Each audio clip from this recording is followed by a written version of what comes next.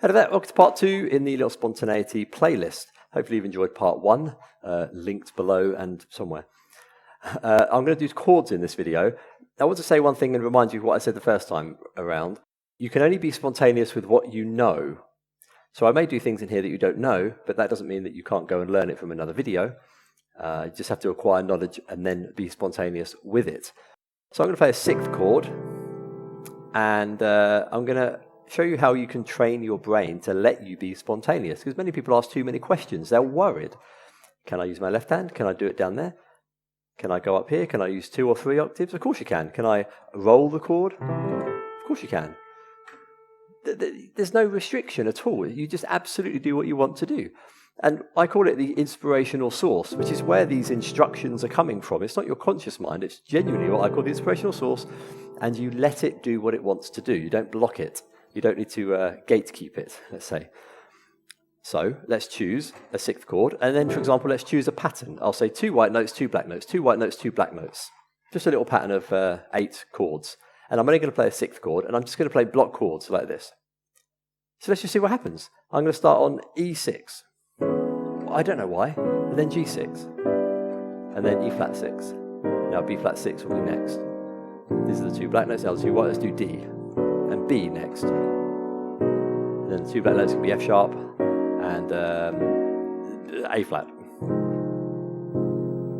So I'm allowing myself to just play whatever my mind wants to play. And that's a nice way to do it. I'll do another sequence with another chord type.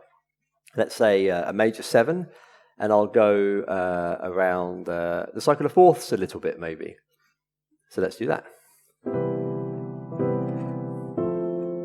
Up to B flat. Up to E flat. I might just stop there, just go around 4 times. Why 4? I've just decided that.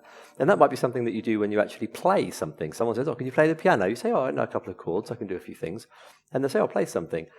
And you just let your hands do what they want to do with the knowledge that you have so far on your journey. So you think, oh, I know major 7 chords. I've been practicing those, thanks to Dan. And I know kind of the cycle of fourths. So you'll say to yourself, oh, let's just do something with that. And you'll just be free. You'll play a little bass. Play a few notes from there, go up to F, play the chord as octaves, play B flat over 3 octaves, sounds quite nice, come back down up to E flat with a bass note, then only the left hand plays it, maybe it runs down like this, makes a little melody out of it. I'm just spontaneously doing it. I'll never repeat what I've just done again. I don't even remember what I did. I'm not trying to. So that's the idea. Let me just think of another one. I'll give you another example. Let's take a minor 7 chord, but this time with a stylistic element. So instead of just playing the chord as a block, I'll show you something which is called like rolling arpeggios. Of course, there's rapid arpeggios, which is another. I have another video on those things. But just rolling it. So I might just think, I'm just going to play minor 7s. I'm going to play them anywhere. I'm going to roll it.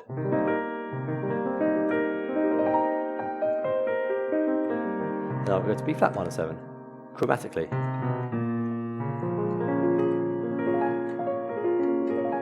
Kind of sounds flowery and Debussy-like. Let's go to F sharp minor 7.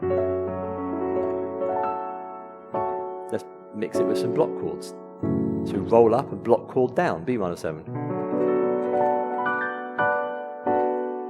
Or the other way, do a block chord going up and roll down. So let's do G minor 7, block chord on the way up. And then I'm rolling down for no reason whatsoever. I don't know where these are coming from. I call it my inspirational source. I'm not doing this based on rules. I'm not following fixed chord progressions. I'm just choosing chord types and playing them where I want. Playing the chord open. This is called open chord, when you just play the notes individually. And you can do that. So let me try something else. Let's do a walking bass in the left hand with that 6th chord. No, with a 7 chord this time. Make it sound a bit sort of happy and bluesy. And I'll just do, I don't know, G7. But I'll do it as a walking bass. It's kind of fun. Maybe just 2 bars. A bit slower for you. I might go to E7. Okay, so let's just put the chord with that.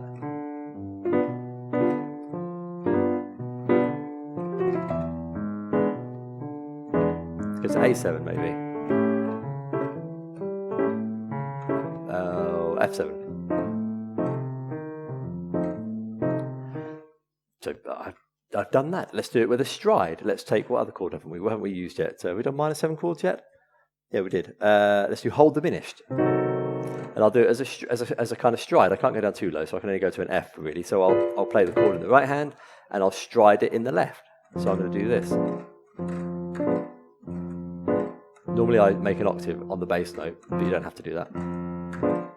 It's like a breathing kind of exercise for the hand. Closes for the chord, opens out for the bass, closes in for the chord. F diminished, G diminished. Let's alternate between that. Let's do a chromatic. Let's just go F, F sharp, and G.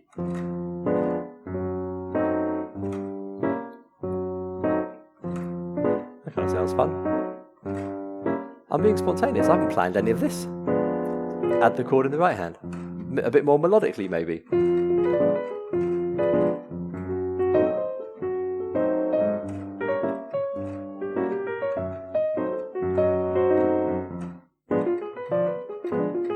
See, I'm just letting my inspirational source do its thing.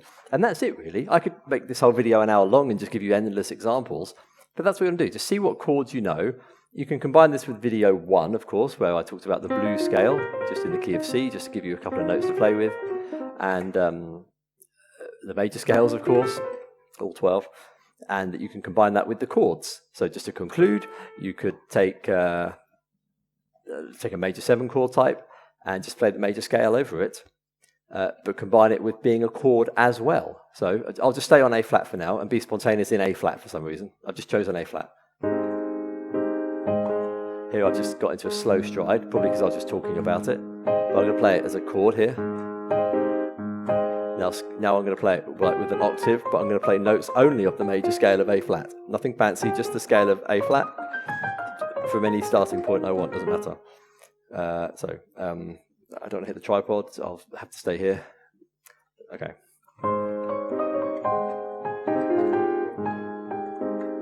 Chord, inversion, inversion. Major scale.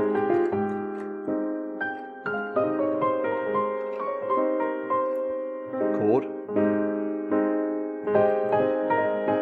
Bit of melodic movement there with the chord. So that I've been doing that with a kind of a stride, but let's do it not with stride. Let's do it a bit more individual fingery. So almost just using 2 fingers really, but any fingers, and just kind of, I'm just playing the notes of the chord and the scale together, but randomly, but not as a stride.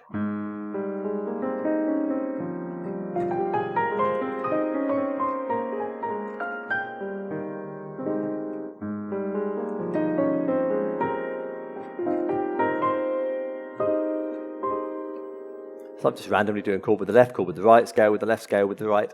Moving around, I went down here, I went up here. I can't remember anything I did at all. That's the point.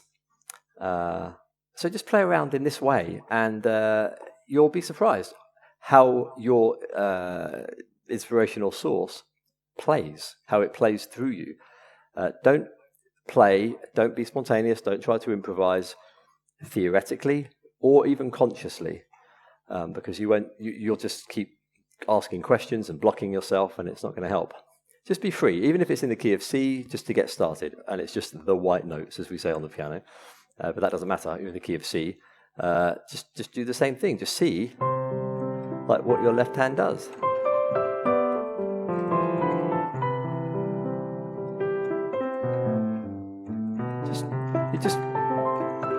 Just moving around, just see what happens. Maybe your hand does like to do a stride.